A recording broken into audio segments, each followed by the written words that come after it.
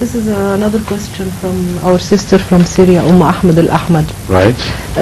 Shall I read first in Arabic? You do, please.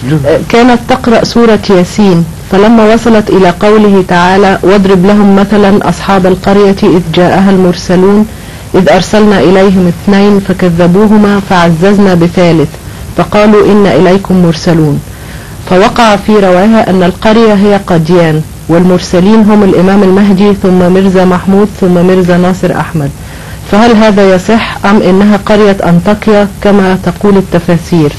وكذلك قوله تعالى وجاء من أقصى المدينة رجل يسعى، هل يجوز أن يكون أمير المؤمنين؟ No, none of these I agree with, because this is a very different situation we're talking about. This can be applicable only in the way which I'm suggesting. It is a possible explanation which holds water, it's reasonable.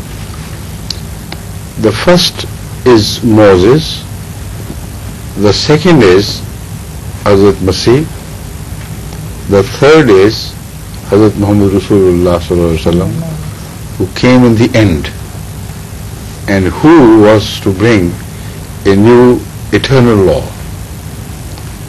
After him, no lawbringer could ever come, but one came to support him. That is Hazrat Masih Maud Islam.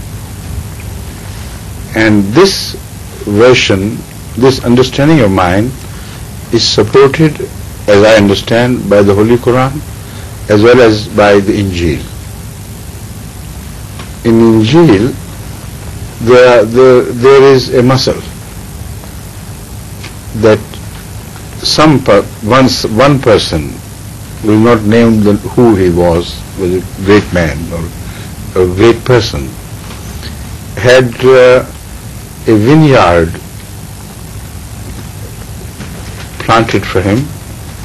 It was a great vineyard which he made. And olive grove and all the trees were the creepers on which grapes grow are called vineyards.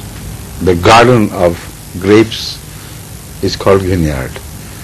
So the vineyard was made by somebody, and he employed someone. And when the time of fruit came, then the people around rebelled and robbed away all the fruit, etc., and did away with the manager, whoever was appointed there. The owner was very angry, he didn't like it, but then he sent his own son. And they did the same to the son. They did not spare him. They killed him, they did damage to the property, ran away with the fruit, destroyed everything. Then it was his own time. His decision, he made the decision that now I'll come myself and guard over my own plants and vineyards and punish these robbers, as they would become a lesson for the rest of the world. So then he came. Now from this, obviously, Hazrat Jesus ﷺ refers to him as son. And prior to him is only Moses, worthy of mention in this connection. So Moses came, the people went wrong and robbed the fruit of the religion, that is to say, they denuded Judaism from any fruitful, from such fruits as are spiritual and religious. Judaism came to feed mankind spiritually, but these people robbed the fruit. It doesn't mean that they became spiritual. It means they denuded the entire Judaism from spiritual fruit. They could not bear any more fruit.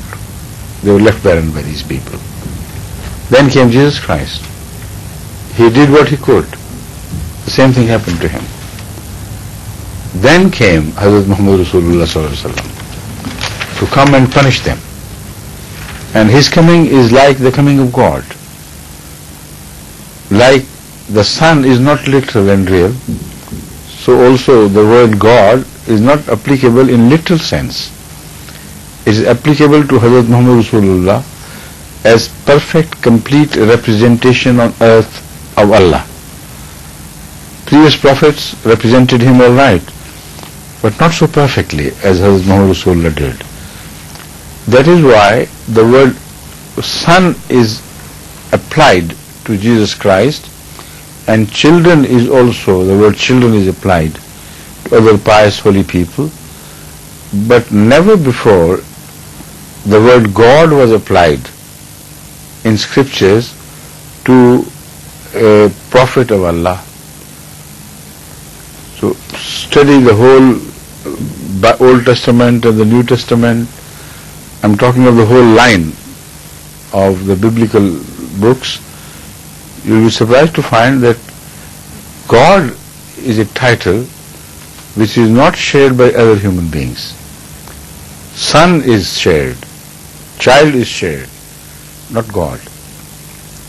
But in the Holy Quran, Allah tells us, إنما يبايعون